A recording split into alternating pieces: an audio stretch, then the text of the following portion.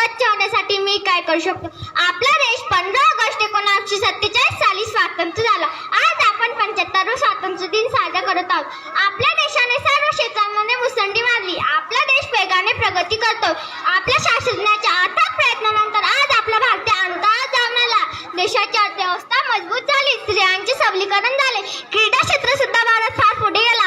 आज आपण मंगळावर अंतराळयान सोडतोय. चंद्राच्या दक्षिण ध्रुवावर चंद्रयान सोडतोय. अशा प्रकारे आपल्या भारताच्या प्रगतीचा वार या 75 वर्षात सुसाट धावतो. पण मित्रांनो, एवढी प्रगती करूनही भारत एका समस्येशी लढतोय. ती समस्या म्हणजे रोगराई. प्रत्येक भारतीयांच्या आरोग्याची निगडीत समस्या म्हणजे अस्वच्छता.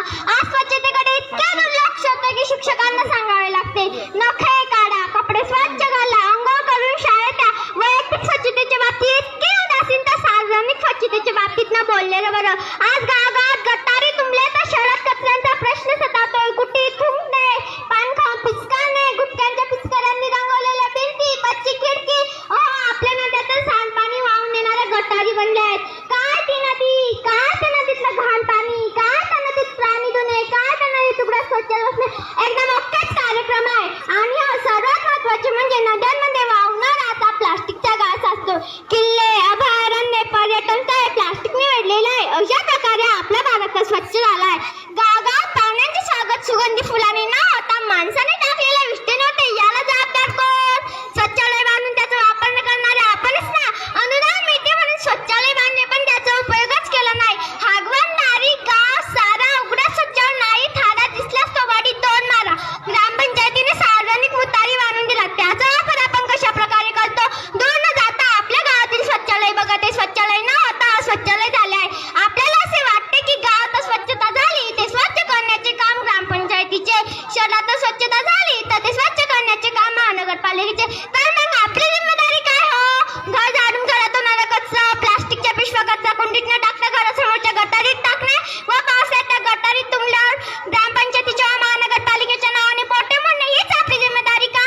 सांडपाण्याची योग्य विल्हेवाट, गावात येईल आरोग्याची पाठ. आपण आपल्या गावाच्या स्वच्छतेसाठी काय करू शकतो हा विचार प्रत्येक व्यक्ती करतच नाही. तो फक्त इतरांना दोषी मानतो.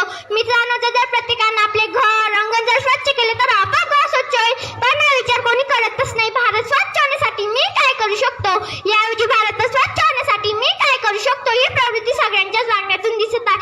आज तुम्ही कुठल्याही पर्यटन स्थळी जा, तिथे प्लास्टिकच्या बाटल्यांची ढिगारे असतात. ते कोणी केली? आपणच ना. आपण जिथे बाटल्या इकडे तिकडे न फेकता कचरा कुंडीत टाकल्या तर तिथला परिसर स्वच्छ होईल.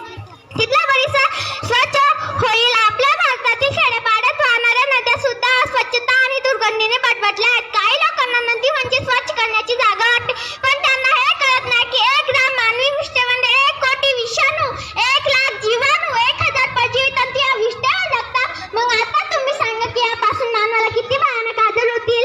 हे लक्षात घेऊन तरी शौचालय बांधावं. बांधूनच ठेवू नका हो, त्याचा उपयोग करा. नका बसू उघड्या संडासाला, संधी मिळेल रोगराई पसरण्याला. पाणी अडवा व जिरवा हा उपक्रम गावाने व शहराने राबवला की त्यात माती व त्याला दुसरे असतातच, त्यांना मदत करणारच नाही. म्हणून त्या अडवलेल्या पाण्यात म्हशी धुणार, स्त्रिया कपडे धुणार, माणसे स्वच्छ जाणार. अशा कितीतरी मार्गाने त्या अडवलेल्या पाण्यावर अस्वच्छता पसरणार व त्या पाण्यावर डास उभारशा. मग डॉक्टरांचा धंदा. मग पुन्हा गावाच्या हितासाठी चांगले कार्यक्रम राबवणाऱ्यांना शिव्याशा येते. तीच परिस्थिती गावात निर्माण झाली आहे. शौचालयाचा वापर फक्त हातपाय मुडल्यानंतर व आजारी पडल्यानंतरच करायचा असा खेड्यातील लोकांचा भ्रम आहे. सावकार असो की शेतकरी, स्वच्छता मात्र नदीचंच. वा रे वा गडी, राहायला 2 मजली भाडी, फिरायला 12 लाखाची गाडी, बायकोला निसायला 15,000ची साडी व स्वच्छता बाहेरी दाढी. मग लाव ना तुझ्या संपत्तीला गाडी. म्हातारा महिला म्हणतात सुनेच्या डोक्यावरचा पदर खाली पडला नाही पाहिजे. तिच्या इज्जतीसोबत खेळणी होते. मग जेव्हा ती स्वच्छ नदीवर किंवा रोडावर जाते तेव्हा तिला बाहेर लोक बघतात, तेव्हा तिच्या इज्जतीसोबत खेळणी होत नाही का? मग म्हणतात शौचालयाचा वापर करायला उन्हात पाणी कुठं असतं. मग ते पाणी का कुंभकर्णाने पिलं? तुम्ही झाडे जगवली असती, पाणी अडव जिरवा या प्रकल्पाला मदत केली असती तर कशाला दुष्काळ पडला असता? आता आपण पाहिले की या उन्हाळ्यात तापमान 45 अंश ते 50 अंश पर्यंत गेले होते. तर का? झाडे तोडली. जंगलांचा नायनाट झाला. ते तोडली कोणी? आपणच का. आपण जर असाच आसपणा करत राहिलो ना गावातील धरणात काय तुम्ही खाता त्या वरणात सुद्धा पाणी मिळणार नाही. शहाजहानाने त्याच्या बायकोसाठी ताजमहल बांधले. आजचा बायको त्याच्या बायकोसाठी लाजमहल बांधू शकत नाही. ही तर खरी शोकांतिका आहे. आपल्या पूर्वजांना स्वच्छतेचे महत्त्व होते. त्याचे उदाहरण म्हणजे सिंधू नदीच्या काठी सापडलेल्या हडप्पा संस्कृतीचे अवशेष. त्या अवशेषात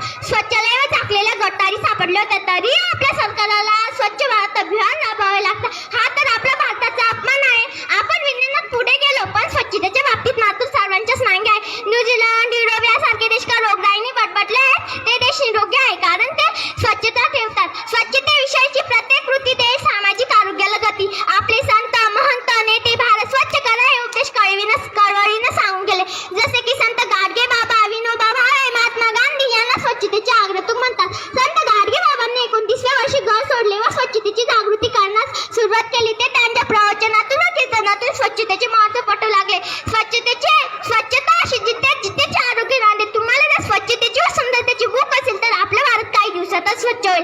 स्वच्छतेची व सुंदरतेची भूक मला खूप आहे. स्वच्छतेची व सुंदरतेची भूक मला खूप आहे.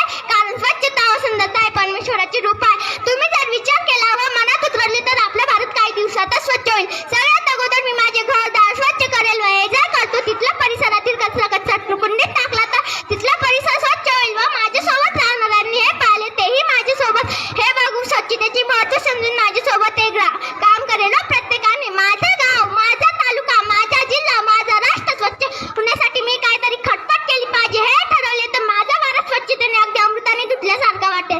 मध्यंतरी सरकारने गाडगे बाबा ग्राम स्वच्छता अभियान राबवले. त्यामध्ये सर्व जाती धर्माचे लोक एकत्रित येऊन माझा भारत स्वच्छ होण्यासाठी मी काय करू शकतो याचा विचार करत होते. पण आता लोक एकत्रच येत नाही. याचे कारण भांडण. शेतात आमच्या इतकं गाजर व गवत माजतंय. बांधाऱ्यावरच्या भांडणानं पोलीस स्टेशन असतंय. आपण एकत्र येऊन स्वच्छता केली पाहिजे व स्वच्छता म्हणजे रोजचा सण नाहीतर कायमचा आजारपण. म्हणून मित्रांनो, आपण या स्वातंत्र्य दिनी संकल्प करू की मनाची स्वच्छता पुस्तकातील चांगल्या विचारांनी करूया. घराची व देशाची स्वच्छता स्वतः कच्चा असलो